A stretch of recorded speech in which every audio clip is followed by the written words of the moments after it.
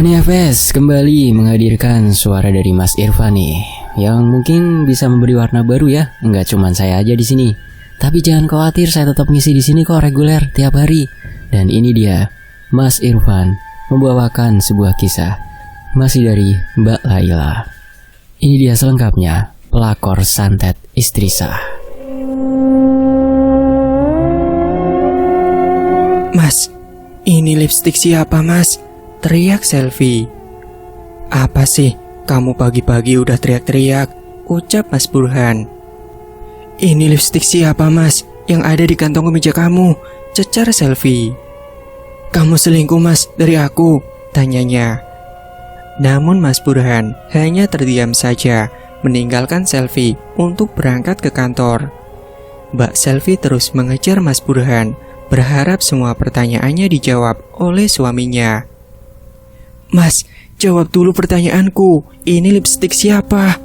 Perempuan mana lagi yang kamu temui ya? Cecar Selvi. Pak Burhan menghidupkan mesin mobilnya dan bergegas meninggalkan istrinya yang ada di depan rumah. Vano mengintip pertengkaran kedua orang tuanya di balik jendela rumahnya.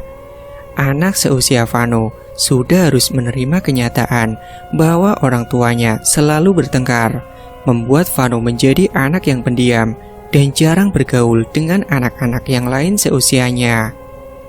Vano menuju ke dalam kamarnya sebelum ibunya melihat jika dirinya tengah mengintip pembicaraan orang tuanya.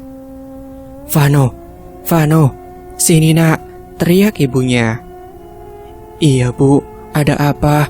Vano keluar dari kamarnya menuju ibunya. Ayo sini kamu sarapan dulu, ucap Mbak Selvi. Vano gak lapar bu, ucapnya. Cepat kamu makan Vano, kamu jangan bikin ibu marah ya sama kamu, bentak Mbak Selvi. Mendengar nada suara ibunya yang meninggi dengan tubuh yang lesu, akhirnya Vano mau sarapan. Terlihat jelas sekali di dalam raut wajahnya Vano, dia sangat tidak nafsu makan. Bahkan makanannya saja hanya dipandangi. Ibunya sedang mencuci pakaian di belakang.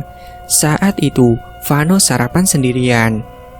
Memang akhir-akhir ini, keluarganya tidak seharmonis dulu lagi. Bahkan mereka sudah jarang sekali untuk makan bersama di meja makan. Setelah sarapan, Vano memasuki kamarnya kembali untuk bermain dengan boneka gaibnya. Iya, Vano memiliki indera keenam yang bisa melihat sosok-sosok tak kasat mata. Namun Vano tidak menceritakan kepada kedua orang tuanya. Di dalam rumahnya, Vano hanya bermain dengan boneka gaib yang di dalamnya ada sosok anak kecil yang bernama Abel. Kamu kenapa Vano? Tanya Abel. Vano merenung dan melamun di dalam kamarnya sambil menatap arah jendela yang ada di kamarnya. Aku rindu masa-masa seperti dulu dengan keluarga aku, Bel, jawab Vano. Ayo kita main Vano, ajak Abel mencoba menghibur Vano.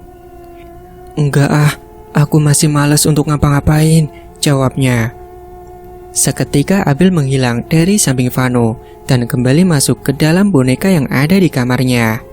Terkadang juga Abel selalu pergi dengan temannya yang hidupnya di pohon jambu samping rumahnya Vano. Vano masih berusia 7 tahun, dia tidak mau bersekolah. Pernah dulu didaftarkan sekolah, namun Vano tidak mau berangkat, yang akhirnya Vano harus berhenti di tengah jalan. Setiap harinya, Vano belajar sendiri di kamarnya dengan membaca buku-buku yang dibelikan oleh ibunya untuk belajar. Meskipun Vano tidak mau bersekolah, akan tetapi dia mau belajar sendiri di kamar.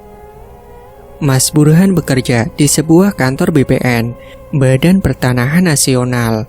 Dia menjabat sebagai sekretariat. Mas Burhan sudah bekerja di kantor pertanahan selama 10 tahun lamanya. Sebelum menikah dengan Mbak Selvi, Mas Burhan sudah bekerja di sana. Dengan lulusan S2-nya, membuat dirinya cukup mudah untuk mendapatkan pekerjaan yang sekarang. Sebelumnya, Mas Burhan berada di posisi menjabat sebagai tata usaha. Namun karena kedisiplinan dan kerajinannya, membuatnya naik jabatan. Dulu, waktu menjabat sebagai tata usaha, Dia belum mempunyai rumah besar seperti sekarang yang dia punya. Bahkan mobil pun belum punya. Mas Burhan selalu mengendarai motor kesayangannya dulu. Waktu awal menikah dengan Mbak Selvi, mereka masih ngekos karena belum punya cukup uang untuk membangun rumah. Seiring berjalannya waktu, Mas Burhan semakin sukses dan karirnya lancar. Di balik kesuksesan suami, ada istri yang selalu mendoakan. Begitulah kata pepatah. Mungkin itu juga yang membuat Mas Burhan sukses seperti sekarang. Karena Mbak Selvi selalu mendoakan Mas Burhan serta setia menemaninya. Namun itu semua tidak membuat Mas Burhan berpikir tentang apa yang sudah dilaluinya saat susah dulu dengan istrinya. Malam itu, Mas Burhan pergi ke klub malam untuk menenangkan dirinya saat Mas Burhan sedang lelah dan stres.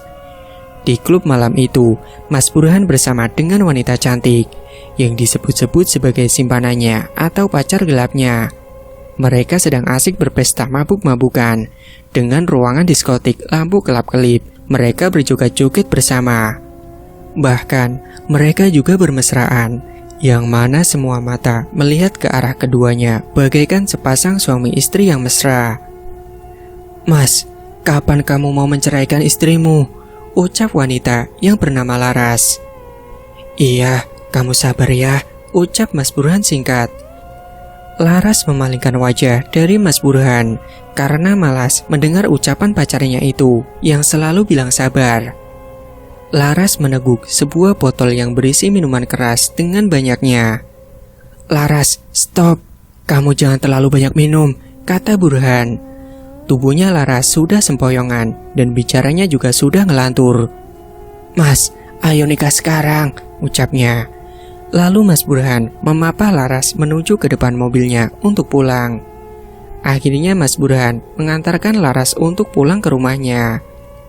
Waktu sudah menunjukkan pukul 23:30. Jalanan menuju ke rumahnya Laras lumayan sepi. Bahkan hanya ada mobil milik Mas Burhan saja yang melewati jalan itu. Kala itu, Laras sudah tidak tersadarkan diri. Dia sudah pingsan karena pengaruh minuman kerasnya yang banyak. Jadi hanya Mas Burhan yang melek melewati jalan itu. Suasananya sangat gelap, hanya dengan lampu penerangan mobilnya saja. Hawa dingin dengan hembusan angin yang meniup ke lehernya membuat Mas Burhan merinding dan mengusap-ngusap lehernya. Namun Mas Burhan mempercepat laju mobilnya untuk segera sampai ke rumahnya Laras. Beberapa menit kemudian, akhirnya sampai juga di rumahnya Laras. Setelah mengantar Laras ke dalam rumahnya, Mas Burhan segera pulang ke rumahnya dengan jalanan yang sama tadi dia lewati. Sebenarnya, Mas Burhan sedikit takut melewati jalan itu. Tapi ya mau bagaimana lagi, satu-satunya jalan untuk pulang ya jalan yang dilewati sekarang. Saat melewati depan kuburan, tubuh Mas Burhan merinding dan bulu kuduknya berdiri seketika. Tiba-tiba Mas Burhan melihat ada sosok wanita berpakaian putih lusuh dengan rambut panjang acak-acakan terbang melewati tepat di kaca depan mobilnya. Sontak Mas Burhan terkejut dan mengerem mobilnya secara mendadak. Perasaan Mas Burhan saat itu benar-benar campur aduk. Jantungnya berdegup sangat kencang. Mas Burhan melanjutkan lagi perjalanannya karena waktu sudah larut. Sosok itu sudah menghilang entah kemana. Sesampainya di rumah, ternyata istrinya sudah tertidur pulas. Mas Burhan membersihkan tubuhnya dan bersiap-siap untuk tidur. Esok paginya, Mbak Selvi sudah bangun lebih awal untuk menyiapkan sarapan Mas Burhan dengan Vano. Mbak Selvi memasak nasi goreng kesukaan suami dan anak semata wayangnya itu. Saat itu, Vano belum keluar kamarnya. "Vano, nak," ucap ibunya. "Udah bangun belum, nak?" tambahnya.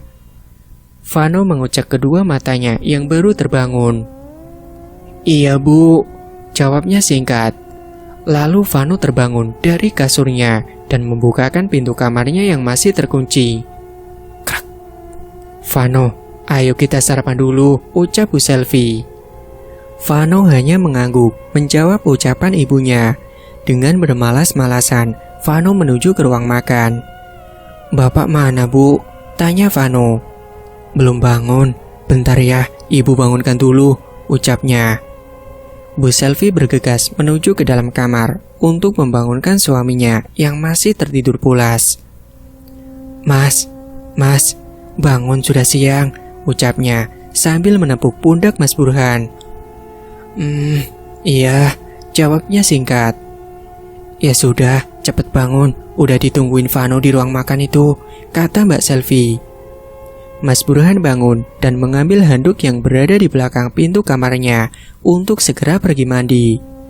Mas Burhan menuju ke kamar mandi dengan terburu-buru karena dia bangun kesiangan.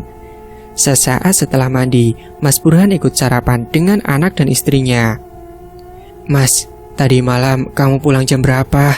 tanya istrinya. Namun Mas Burhan tidak menjawab karena sedang mengunyah makanan di dalam mulutnya. "Mas, jam 1 malam," jawabnya singkat. "Dari mana saja Mas, pulang sampai larut gitu?" tanyanya. "Sudahlah, kamu tidak usah banyak tanya, aku jadi gak nafsu makan," jawabnya dengan bersiap-siap untuk berangkat bekerja. "Loh, kok gak dihabiskan Mas?" tanya Selvi. Namun Mas Burhan terdiam dan berjalan menuju ke depan rumahnya tanpa berpamitan kepada istri dan anaknya. Vano sedari tadi hanya bisa terdiam dan menutup telinganya dengan kedua tangan karena tidak mau mendengar pertengkaran kedua orang tuanya. Mbak Selvi benar-benar kecewa dengan sikap suaminya yang sekarang. Mas Burhan sudah berubah terhadap dirinya dan anaknya. Mas Burhan bergegas masuk ke dalam mobilnya dan segera berangkat menuju ke kantornya. Sedangkan Vano meninggalkan ibunya dan masuk ke dalam kamarnya. "Vano, ini kenapa nggak dihabiskan makanannya?" tanya Mbak Selvi. "Vano kenyang, Bu," jawabnya singkat sambil melangkahkan kaki menuju ke dalam kamar. Abel, keluar, kamu di mana?" teriak Vano dengan mencari kesana kemari di pojok kamarnya, bahkan di dalam lemari tempat Abel bersembunyi. Entah di mana keberadaan Abel. Sejak pagi, dia sudah pergi, sepertinya sedang bermain dengan temannya di samping rumahnya. Akhirnya, Vano hanya sendirian di rumah dengan melamun dan merenungi keadaannya. Mbak Selvi seperti biasa mengerjakan tugas rumah, mulai dari menyapu, mengepel, atau bahkan mencuci piring dan lain-lain. Siang hari, Mas Burhan mendapat pesan dari Laras saat dirinya sedang bekerja. "Mas, nanti malam kita ketemu ya," ucapnya. "Iya, di mana?" tanya Mas Burhan. "Di tempat seperti biasa, Mas," balas Laras. "Iya, nanti aku pulang kerja langsung ke sana," jawabnya. Mas Burhan mempercepat kerjanya supaya nanti sore bisa selesai karena mau bertemu dengan Laras. Sorenya, saat Mas Burhan sudah selesai mengerjakan kerjaannya, dia bergegas ke tempat klub untuk bertemu dengan pacarnya itu. Sesampainya di klub, Mas Burhan melihat sudah ada Laras yang terduduk di salah satu kursi di dalam klub. "Mas Burhan!" teriaknya sambil melambaikan tangan ke arah Mas Burhan. Mas Burhan lalu menghampiri Laras dan duduk di sampingnya. "Gimana Mas kerjanya hari ini?" tanya Laras. "Lancar kok," jawabnya singkat. Mas Burhan meneguk segelas minuman yang sudah disiapkan oleh Laras. "Mas, kapan kamu mau nikahin aku?"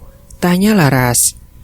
"Iya, sabar sayang, aku pasti nikahin kamu kok, tapi tidak untuk sekarang," jawabnya. "Aku maunya secepatnya Mas, karena aku ingin menjadi istri sah kamu satu-satunya," ucap Laras. "Tidak bisa sekarang sayang, aku juga masih memikirkan Vano," jawabnya. "Kalau kamu tidak bisa mengatasi permasalahan ini, biar aku saja yang atasi semuanya. Gimana?" tanya Laras. Terserah kamu aja lah," jawab Mas Burhan. "Tapi bagaimana caranya sayang?" tanya Mas Burhan. Laras menghadap ke arah Mas Burhan dengan tatapan aneh dan bibirnya tersenyum kecut menyungging. Keduanya saling bermesraan dan berpelukan di dalam klub itu. Dulunya, Laras adalah perempuan bayaran oleh Mas Burhan. Namun semakin lama, Mas Burhan jatuh cinta kepada Laras. Laras pun sebaliknya, dia sudah menaruh harap kepada Mas Burhan. Rasa ambisinya untuk mendapatkan Mas Burhan tidak membuat Laras sadar apa yang akan dia terima resikonya nanti. Singkat cerita, Vano jatuh sakit demam tinggi. Mbak Selvi cemas dengan keadaan Vano. Untuk meredakan panasnya, Mbak Selvi membuatkan kompresan. Vano dikompres dengan menggunakan air hangat dan sapu tangan diletakkan pada dahi Vano. Mbak Selvi juga memberi kabar kepada suaminya untuk segera pulang. Suara dering ponsel terdengar dari saku celananya Mas Burhan. Mas Burhan mengambil ponselnya yang ada di dalam sakunya. "Halo, ada apa Sel?" tanya Mas Burhan.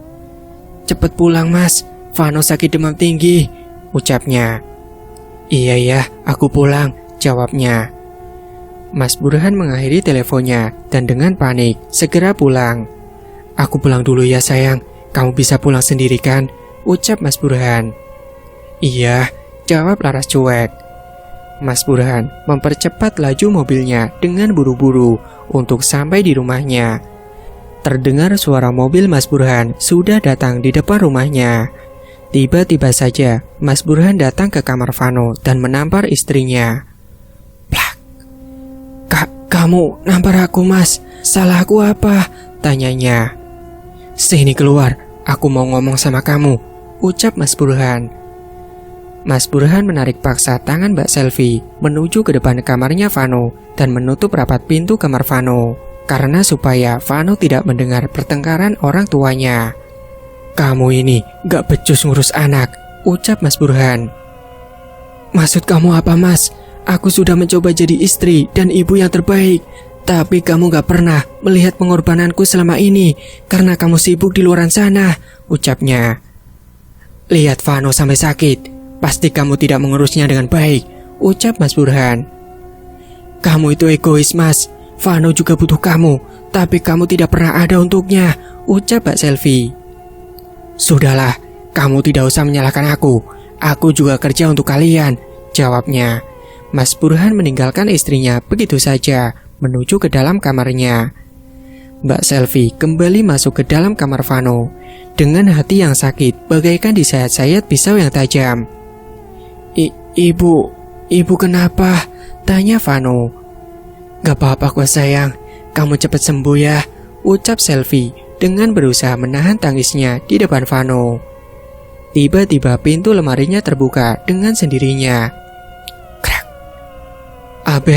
Abel, kamu dari mana saja?" tanya Vano. Abel siapa Vano?" tanya Selvi. "Abel temen aku Bu," jawabnya. "Teman? Mana teman kamu Vano?" tanya ibunya. "Iya Bu, itu dia ada di balik lemari," ucap Vano dengan menunjuk ke arah lemari kamarnya. "Vano, kamu jangan ngawur, tidak ada siapa-siapa di sana Vano. Kamu jangan berteman lagi dengan dia, nanti kamu kenapa-napa gimana?" ucap Mbak Selvi. Tiba-tiba pintu lemarinya itu tertutup dengan sendirinya, cukup keras dan mengagetkan Mbak Selvi. "Bah, tuh kan Bu, Abel marah," ucap Vano. "Vano, kamu nurut dengan ibu ya," ucapnya. "Enggak Bu, Vano masih tetap berteman dengan Abel. Dia baik Bu, dia nggak jahat, dia tempat curhat Vano, dia juga teman bermain Vano," jelas Vano. Mbak Selvi memeluk Vano dengan eratnya. Karena semenjak rumah tangganya dengan Mas Burhan tidak seharmonis dulu, memang Mbak Selvi jarang sekali memperhatikan keadaan Vano. Mbak Selvi takut kalau kondisi psikis Vano terganggu. Sejak saat itu, Mbak Selvi lebih memperhatikan keadaan anaknya, menemani Vano di dalam kamar untuk belajar. Abel, kamu di mana? Yuk main," ucap Vano. Vano mencari Abel di dalam lemarinya. Terlihat Abel sedang duduk di sana. Abel menunjukkan sebuah kertas yang bertuliskan, "Ibumu akan mati dibunuh." "Abel, ini bohong kan? Kamu bohong kan?" ucap Vano. "Ini bohong kan? Jawab Abel," teriaknya. Mbak Selvi yang tiba-tiba datang ke kamarnya Vano melihat Vano sedang teriak-teriak sendiri. "Vano, kamu kenapa menangis?" tanya ibunya. Lalu Vano memeluk ibunya erat. "Kamu kenapa, Vano?" tanyanya. "Ibu, tidak apa-apa kan?" tanya Vano. "Tidak apa-apa, nak. Memangnya kenapa?" jawabnya. Vano hanya terdiam seketika dan tidak menjawab pertanyaan ibunya. Singkat cerita, Laras mengirim pesan singkat kepada Mas Burhan. Dia mengajak ketemuan. "Mas, besok kita ketemuan yuk di taman," kata Laras. "Mau ngapain?" tanya Mas Burhan. "Ya ketemuan, Mas, aku kangen," jawabnya. "Iya," jawabnya singkat. Keesokan harinya, suasana rumah di pagi hari masih harmonis dan belum ada pertikaian. Mas Burhan, Mbak Selvi, dan Vano sarapan bersama di meja makan. "Pak, nanti malam pulang cepet ya, temenin Vano belajar, Pak," ucap Vano. "Tidak bisa, nak, Bapak ada lembur di kantor," alasannya. Seketika Vano menundukkan kepalanya dan terdiam karena kecewa mendengar jawaban bapaknya. "Kamu isilah, Mas, sekali saja, Vano kan juga pengen sama kamu," ucap Mbak Selvi. "Tidak bisa," ucapnya. "Sudahlah, aku mau berangkat," tambahnya. Mas Burhan berangkat ke kantor dengan terburu-buru karena sudah kesiangan. Namun, di saat sedang terburu-buru, nasib sial menimpanya. Jalanan tiba-tiba macet total, sampai mobilnya tidak bisa berjalan sama sekali karena terlalu padat. Ternyata ada kecelakaan di depan jalan. Seorang naik sepeda motor tertabrak truk bermuatan ayam. Sampai ayamnya berserakan di jalan dan mengganggu pengendara lain. Itu yang menyebabkan jalanan macet. Dengan terpaksa, Mas Burhan meninggalkan mobilnya dan segera keluar mobil untuk mencari ojek ke kantornya. Setelah berjalan beberapa menit, akhirnya Mas Burhan menemukan pangkalan ojek yang ada di seberang jalan. Mas Burhan naik ojek menuju ke kantornya karena takut terlambat. Beberapa menit kemudian, akhirnya Mas Burhan sampai juga di kantornya dan tidak terlambat. Dia langsung mengerjakan tugasnya yang menumpuk, supaya sore ini bisa selesai karena Mas Burhan ada janji mau ketemu dengan Laras. File-file mulai dia kerjakan satu persatu dengan cepat dan teliti. Sore harinya, setelah selesai mengerjakan tugasnya, Mas Burhan bersiap-siap pergi ke taman untuk bertemu dengan Laras. Mas Burhan bertemu lagi dengan Laras di suatu taman yang ada di kotanya. Ternyata Laras sudah sampai terlebih dahulu di taman. Laras duduk di bangku yang menghadap ke arah jalan raya. Mas Burhan turun dari mobilnya dan menghampiri Laras yang tengah duduk melamun. "Laras, kamu sudah dari tadi di sini?" tanya Mas Burhan. "Iya, Mas, kamu lama banget sih," jawabnya manja. "Iya, maaf, tadi aku ambil mobil dulu," jawabnya. "Lah memangnya mobil kamu di mana?" tanyanya. "Tadi pagi macet, terus aku tinggalin begitu saja di jalanan. Terus mobil aku dibawa petugas keamanan," jelasnya. "Oh, gitu. Kita makan yuk," ucapnya. "Kamu mau makan apa?" tanya Mas Burhan. Keduanya menatap ke arah penjual makanan yang ada di pinggir taman. "Itu aja, Mas, aku pengen yang seger-seger," ucap Laras menunjuk ke arah penjual bakso. "Ya sudah, aku pesenin dulu ya, kamu tunggu sini," jawabnya. Laras hanya mengangguk kepada Mas Burhan. Mas Burhan berjalan menuju ke abang penjual bakso dan memesan bakso. "Bang, pesan baksonya 2 mangkuk ya. Nanti tolong bawakan ke sana, sama minumannya juga 2, ucapnya. "Iya, Pak, nanti saya antar ke sana, ditunggu ya," kata penjual. "Iya, Bang," jawabnya singkat. Dia kembali lagi ke bangkunya Laras dan saling mengobrol. "Tadi gimana kerjaan kamu?" tanya Laras. "Ya biasa, menumpuk, tapi udah selesai kok," jawabnya. "Oh ya, Mas, aku mau ngomong sama kamu," ucapnya. "Ya udah, tinggal ngomong aja sih," jawab Mas Burhan. Tiba-tiba saja, bakso pesanan keduanya datang dan Laras jadi tertunda mau ngomong. "Ini Pak, baksonya, silakan," ucap abang bakso. Iya, terima kasih ya bang, jawabnya. Iya pak, jawabnya singkat. Mereka menikmati baksonya dan suasananya menjadi hening dengan angin sepoi-sepoi di sore hari. Melihat jalan raya di sore yang dipenuhi para karyawan yang baru pulang kerja yang berlalu lalang. Setelah selesai menyantap bakso, Laras kembali membicarakan sesuatu kepada Mas Burhan. Mas, kamu kapan nikahin aku? Tanyanya. Kamu kok nanya gitu terus sih? Katanya kamu sendiri yang akan mengatasi istriku, ucapnya. Ya sama kamu dong mas, masa aku sendirian, jawabnya. Iya, tapi bagaimana caranya? Tanya Mas Burhan. Kita bunuh saja Mbak Selvi, ucapnya. Gimana caranya? Kita santet dia mas, ucap Laras. Sudahlah, terserah kamu saja, jawabnya. Oke kalau gitu, nanti malam kita pergi ke salah satu dukun, jawab Laras. Di mana?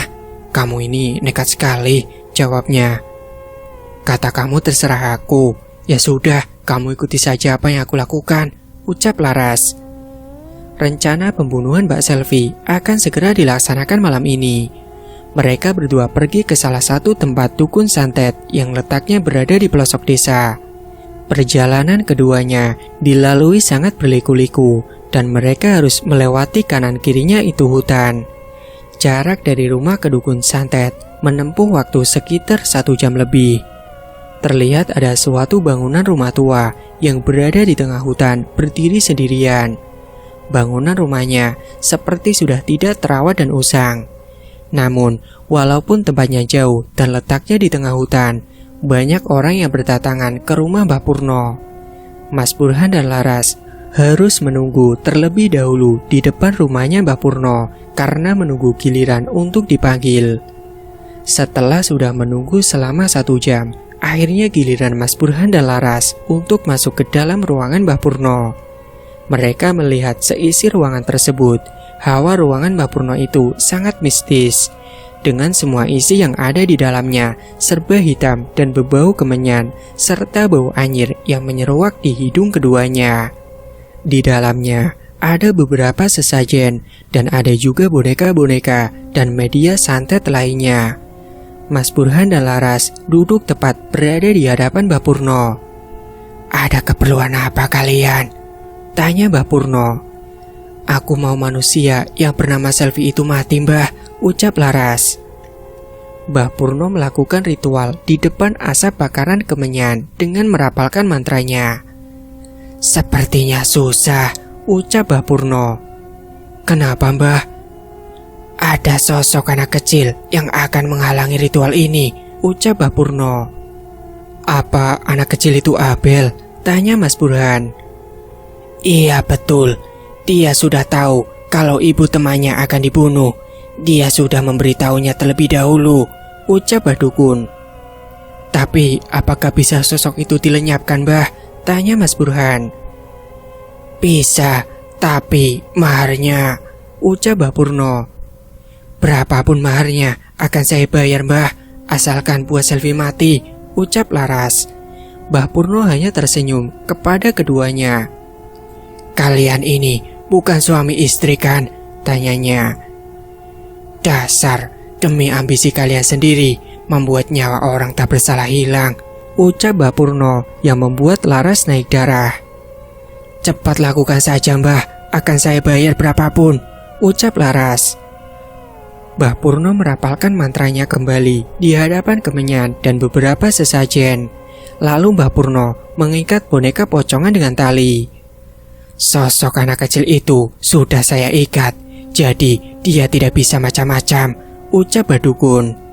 Sekarang, mana foto target yang mau kalian bunuh, ucapnya. Laras mengeluarkan selembar foto yang sebelumnya sudah dicetak.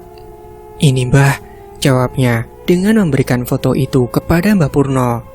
Lalu Mbah Purno menerima foto itu dan mengikatnya dengan sebuah tali dengan boneka pocongan yang ditusuk beberapa jarum tajam. Dengan merapalkan mantranya di atas bakaran kemenyan, suasananya menjadi mencekam dengan hembusan angin kencang menghampiri ruangan itu, membuat bulu kuduk keduanya berdiri dan merinding. Mas, aku takut, ucap Laras. Mas Burhan memegangi tangan Laras dengan genggaman kuat untuk menenangkan Laras. Beberapa menit kemudian, ritual Mbah Purno selesai. "Taruh boneka ini dan kubur di depan rumahmu," ucap Mbah Purno. Mas Burhan menerima boneka itu dengan tangan gemetaran. Lalu Mas Burhan memberikan amplop coklat yang berisi segepok uang, jumlahnya sangat banyak, kepada Mbah Purno sebagai uang maharnya. Keduanya pergi keluar tanpa berkata sepatah kata pun. Mereka segera pulang karena waktu sudah menunjukkan pukul 11 malam. Di perjalanan pulang, Mas Burhan dan Laras merasa hawanya tidak enak, seperti ada yang mengawasi di dalam mobilnya. Hawanya mistis, serta angin dingin menyelimuti tubuh keduanya. Tiba-tiba saja, dalam ruangan mobilnya tercium bau bunga melati dan bau anyir. "Mas, aku takut, merinding," ucap Laras. "Takut apa? Jangan pikir aneh-aneh, tidak ada apa-apa kok," jawab Mas Burhan. Padahal Mas Burhan sendiri sebenarnya merasa ketakutan, namun masih mencoba berpikir positif. Setelah 1 jam perjalanan, akhirnya Mas Burhan sampai juga di rumahnya. Ternyata Mbak Selvi belum tidur, dia masih menonton TV. "Assalamualaikum," ucap Mas Burhan. "Waalaikumsalam," jawab Mbak Selvi dan membukakan pintunya. "Belum tidur kamu," ucapnya. "Kamu dari mana, Mas? Jam segini baru pulang?" tanya Mbak Selvi. Namun Mas Burhan tidak menjawab pertanyaan Mbak Selvi, malah memeluk Mbak Selvi dengan erat. Mbak Selvi menerima pelukan hangat suaminya dengan senyum-senyum. "Maafkan aku ya sayang, aku sering marah-marah sama kamu. Aku sayang kamu," ucap Mas Burhan. "Iya Mas, gak apa-apa kok, aku juga sayang kamu," jawabnya. "Aku ngantuk," ucapnya. "Ya sudah, sana tidur," jawab Selvi singkat. Mbak Selvi masuk ke dalam kamar dan membaringkan tubuhnya di samping Mas Burhan berpura-pura tidur. Saat Mbak Selvi dirasa sudah tertidur pulas, Mas Burhan terbangun dan pergi ke depan halaman rumahnya untuk mengubur boneka yang sudah diperintahkan Mbah Purno. Sedangkan saat dini hari, tiba-tiba Mbak Selvi merasakan sakit dan sesak di dadanya, dan perutnya juga terasa sakit sekali. "Mas, tolong Mas," rintih Mbak Selvi. Akan tetapi, Mas Burhan yang di sampingnya berpura-pura untuk tidak mendengar apa yang dikatakan Mbak Selvi. Hingga beberapa menit kemudian, Mbak Selvi sudah tidak ada suara rintihannya lagi. Keesokan paginya, Mas Burhan mendapati istrinya ini sudah tidak bernyawa. Semua tetangganya datang melayat dan menanyakan apa penyebab Mbak Selvi meninggal. Saat itu, jenazahnya Mbak Selvi dibawa ke rumah sakit untuk dilakukan otopsi. Kata dokter, meninggalnya Mbak Selvi disebabkan sakit jantung karena selama hidupnya memiliki riwayat jantung. Jenazah Mbak Selvi langsung dimakamkan di pemakaman yang berada di dekat rumahnya. Vano benar-benar terpukul dan jadi sering melamun, terkadang juga menangis sendiri di kamarnya. Vano jadi tinggal sendirian di rumahnya karena bapaknya itu selalu sibuk di kantor dan jarang di rumah. Di rumahnya itu hanya saat malam hari untuk istirahat. Apalagi sekarang Abel sudah meninggal dunia karena ulah dukun santet itu. Para tetangga sebenarnya merasa iba dengan keadaan Vano. Namun mau bagaimana, Vano anaknya pendiam dan tidak mau bermain dengan anak-anak tetangga sebayanya. Saat sore hari, Vano merasa lapar. Dia pergi ke dapur untuk mencari makanan pengganjal perutnya. Namun tiba-tiba terdengar suara tangisan yang Vano kenali. Vano melihat ada sosok ibunya datang dan berdiri di dalam rumahnya. Ibu, teriak Vano mengejar sosok ibunya menuju ke depan rumahnya. Mbak Selvi terus menangis terseduh-seduh. Vano juga ikut menangis melihat sosok ibunya yang seperti nyata datang ke rumahnya. Namun tiba-tiba saja sosok ibunya itu menghilang seketika. Vano merasa sangat kesepian di rumahnya setelah ibunya meninggal dunia. Singkat cerita, Mas Burhan memberanikan dirinya untuk membawa Laras bertemu dengan Vano untuk pendekatan dirinya kepada Vano. "Hai Vano, kamu lagi apa?" Tanya Laras. Nulis, jawabnya singkat. Nulis apa Vano? Tante boleh lihat nggak? Ucap Laras. Lalu buku tulisnya diberikan kepada Laras.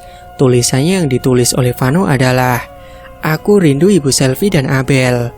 Seketika buku tulis itu disobek oleh Laras. "Tante jahat, kenapa tante sobek buku aku?" kata Vano.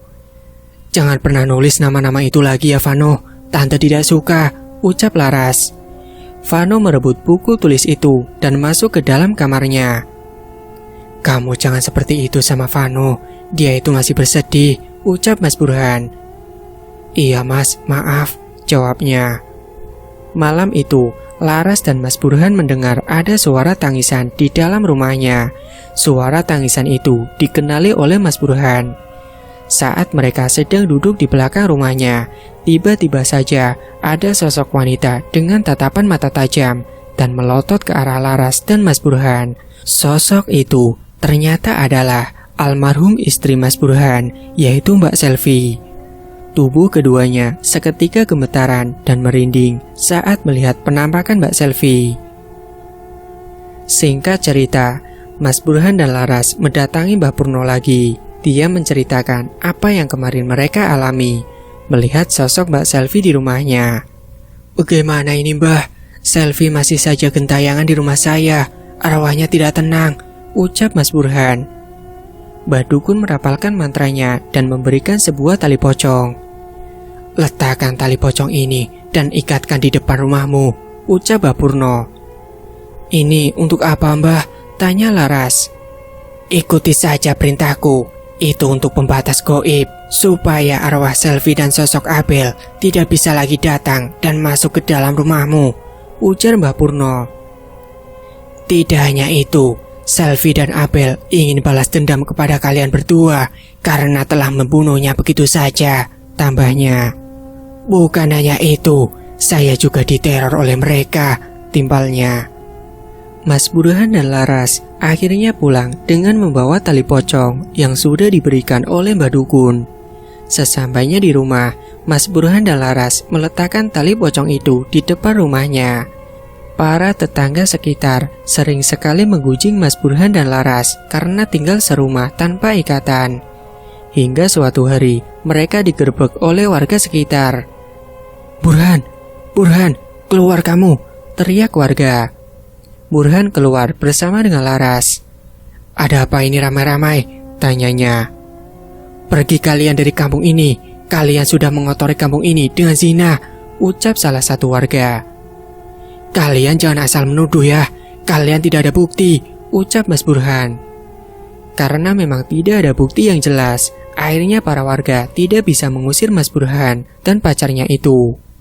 Sejak kejadian itu, Laras sudah tidak menginap lagi di rumahnya Mas Burhan, tetapi Laras memang sering datang ke rumah Mas Burhan setiap harinya.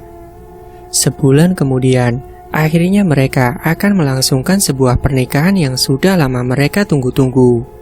Acara pernikahannya begitu mewah dan megah. Teman-temannya pada datang ke acara pernikahan keduanya. "Saya terima nikah dan kawinnya dia Larasati. Dengan mas kawin tersebut dibayar tunai," ucap Mas Burhan. "Sah!" teriak semua tamu undangan. Setelah acara nikahannya selesai, Laras tinggal di rumahnya Mas Burhan. Awal pernikahan, Laras selalu berbuat baik kepada Vano, membuat Vano merasa senang karena dapat pengganti ibunya yang memperlakukan sama persis dengan ibunya dulu. Namun beberapa bulan kemudian, perlakuan Laras kepada Vano berubah, tidak seperti awal-awal. Perlakuan Laras akan baik jika di rumahnya ada Mas Burhan, tetapi kalau Mas Burhan berangkat ke kantor, Vano diperlakukan kejam. Vano disuruh menyapu, mengepel, mencuci piring, dan sebagainya. Waktu itu pernah Vano sedang menonton TV, tiba-tiba Laras datang dan memarahi Vano. "Vano, kamu itu ya kerjanya hanya nonton TV. Cepat beres-beres rumah," teriak Laras. Iya Bu," ucapnya. Lalu Vano segera membersihkan semua isi rumahnya sendirian, sedangkan Laras malah pergi entah kemana. Setiap hari Vano harus menangis menerima keadaan ini. Rasanya ingin kabur dari rumah ini, tetapi tidak bisa. Saat sore hari, Mas Burhan pulang. "Assalamualaikum," ucap salamnya. "Waalaikumsalam, Pak," jawab Vano. "Loh, ibu kemana?" tanya Mas Burhan. "Gak tahu, Pak, dari pagi pergi belum pulang," ucap Vano. Lalu Mas Burhan mencoba menghubungi Laras, namun nomor HP-nya tidak aktif. Tiba-tiba, sekitar pukul 8 malam, Laras baru pulang. "Dari mana saja kamu, Laras? Jam segini baru pulang?" tanya Mas Burhan. "Biasalah, Mas, nongkrong," ucapnya. "Kamu ini sudah menikah, kalau mau apa-apa izin dulu sama aku. Aku ini kan suami kamu," jawabnya. "Apa sih, Mas? Ribet banget," jawabnya. Tiba-tiba saja, pintu depan yang tadinya terbuka, tertutup sendiri. Brah! Sontak Mas Burhan dan Laras terkejut. Tiba-tiba tubuhnya Laras kaku, tidak bisa digerakkan, bahkan untuk melangkah pun susah. Saat melihat ke arah bawah, ternyata ada sosok Abel dengan wajah yang menyeramkan. Matanya merah melotot, memegangi kaki Laras dengan kuat. "Mas, tolong Mas," ucap Laras. Namun Mas Burhan tidak berani sedikit pun untuk menolong Laras karena dia takut. Tiba-tiba Laras jatuh pingsan. Mas Burhan mendengar suara kursi tergeser dengan sendirinya. Ada sosok Mbak Selvi yang tengah berdiri di belakang tubuh Mas Burhan. "Wah!" Sontak Mas Burhan terkejut dan terjatuh ke lantai. Arwah Mbak Selvi mencoba mendekati tubuh Mas Burhan dengan wajah hancur penuh darah dan bau bangkai. Seakan-akan mau mencekik lehernya Mas Burhan. Namun tiba-tiba saja Mas Burhan pingsan. Vano yang sedang berada di kamar dan saat itu mau buang air kecil, melihat bapak dan ibu sambungnya terkapar di lantai. Kepala Laras bercucuran darah karena akibat benturan yang cukup keras mengenai lantai. Vano panik dan bingung harus bagaimana. Akhirnya Vano memanggil tetangganya untuk meminta bantuan. Bu, teriak Vano di depan rumah tetangga. "Iya, ada apa Vano?" tanyanya. Vano langsung menarik paksa ibu itu ke dalam rumahnya. "Ayo Bu, cepat ikut aku." Sesampainya di dalam rumah, tetangganya melihat Mas Burhan dan istrinya terkapar di lantai. "Astagfirullah, ini kenapa Vano?" tanyanya. "Gak tahu Bu," jawab Vano. Lalu tetangganya meminta bantuan yang lain untuk membawa Mas Burhan dan Laras ke rumah sakit. Sesampainya di rumah sakit, Laras tidak bisa diselamatkan lagi karena darah yang keluar begitu banyak membuat kekurangan darah dan akhirnya dia meninggal dunia. Sedangkan Mas Burhan, dia masih dalam keadaan kritis. Para tetangganya ikut menjaga di rumah sakit karena merasa iba dengan Vano. "Pak, cepat sembuh ya Pak," ucap Vano dengan menangis. Namun Mas Burhan tidak bisa berbicara, tetapi dia bisa mendengar apa yang dikatakan Vano. Tiba-tiba air matanya Mas Burhan mengalir melewati pojok matanya. Salah satu tetangganya menyarankan untuk memanggilkan Pak Kiai supaya mendoakan Mas Burhan. Saat itu Pak Kiai tahu apa yang terjadi dengan Mas Burhan. Akhirnya Pak Kiai mendatangkan sosok Bu Selvi dengan mediasi salah satu tetangganya. Tetangganya itu dimasukkan sosok Mbak Selvi karena Vano ingin berbicara sesuatu. "Bu, udah ya Bu, ibu yang tenang di sana," ucap Vano. "Ibu kembali lagi ke alam ibu yang baru. Jangan ganggu Vano dan bapak lagi ya Bu. Vano akan jadi anak baik dan akan selalu mendoakan ibu. Vano janji akan buat bapak lebih baik. Maafkan Vano sama bapak ya Bu," ucapnya. Sosok ibunya ini hanya menjawab dengan mengangguk. Namun sosok Mbak Selvi yang ada di tubuh tetangganya itu menangis dan memeluk Vano, membuat para tetangga yang ada di rumah sakit itu tersentuh dan ikut sedih karena terharu. Akhirnya, sosok ibunya itu pergi dari raga tetangganya dan kembali ke alamnya dengan tenang. Setiap hari, Vano membacakan Al-Quran di hadapan Mas Burhan yang masih kritis. Seminggu kemudian, akhirnya Mas Burhan sembuh dan sudah bisa pulang. Sampai sekarang, Mas Burhan menjadi lebih dekat dengan Vano dan bertaubat. Mas Burhan lebih sering di rumah untuk menjaga Vano. Vano juga sudah mau sekolah. Dia sekarang sudah bersekolah. Dia menjadi anak yang penurut kepada Mas Burhan. Vano juga mau bergaul dengan anak-anak tetangga sebayanya. Sekian ceritanya. Semoga kita dijauhkan dari hal-hal keji seperti itu. Kita ambil hikmahnya saja dari cerita ini. Mari pertebal keimanan kita. Dan demikianlah akhir dari sebuah cerita kali ini tentang pelakor santet istri sah. Tony FS pamit dan mohon maaf jika ada kata-kata yang salah diucapkan. Sampai jumpa lagi di cerita terbaru berikutnya. Wassalamualaikum warahmatullahi wabarakatuh.